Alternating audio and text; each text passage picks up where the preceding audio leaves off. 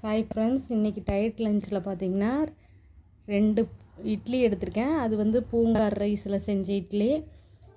அப்புறம் பார்த்திங்கன்னா அதுக்கு தக்காளி தொக்கு எடுத்திருக்கேன். அப்புறம் பார்த்திங்கன்னா ஒரு ஆம்லேட் எடுத்திருக்கேன். முட்டை இன்றைக்கி பாயில் பண்ணல, ஆம்லேட்டாக எடுத்துக்கிறேன். அப்புறம் பார்த்திங்கன்னா வெண்டைக்காய் பொரியல் எடுத்திருக்கேன் 100 கிராம் அளவுக்கு.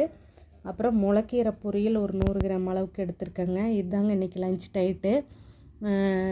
டயட் ஃபாலோ பண்ணி வெயிட் லாஸ் பண்ணுறப்போ நம்ம ஹாப்பியாக இருப்போங்கிறது இந்த விஷயத்தை பதிவு பண்ணுறேன். புதுசாக பார்க்குறவங்க நீங்களும் உங்கள் ஹைட்டுக்கு தகுந்த வெயிட் இல்லை அப்படிங்கல நீங்கள் எபோவ் 35 ஆர் 25 கூட இருக்கலாங்க. எந்த ஏஜ் குரூப்பாக இருந்தாலும் சரி, நீங்கள் ஹைட்டுக்கு தகுந்த வெயிட் இருக்கிறீங்களாங்கிறத ஃபஸ்ட்டு செக் பண்ணுங்கள்.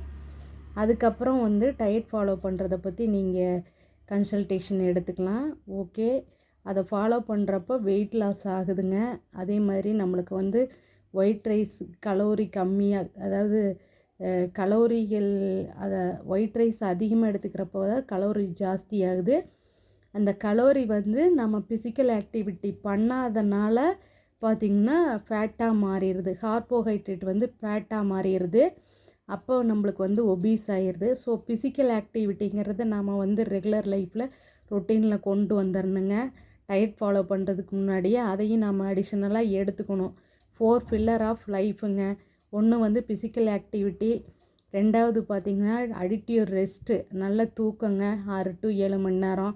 அடுத்தது பார்த்திங்கன்னா பாசிட்டிவ் மென்டல் ஆட்டிடியூடுங்க. அப்புறம் பார்த்திங்கன்னா நியூட்ரிஷனான ஃபுட்டு. இதுதான் நம்ம குவாலிட்டி லைஃபுக்கு உண்டான விஷயம். Okay, thank you. ஃபாலோ பண்ண ஆரம்பிச்சுக்கலாங்க ஃப்ரெண்ட்ஸ்.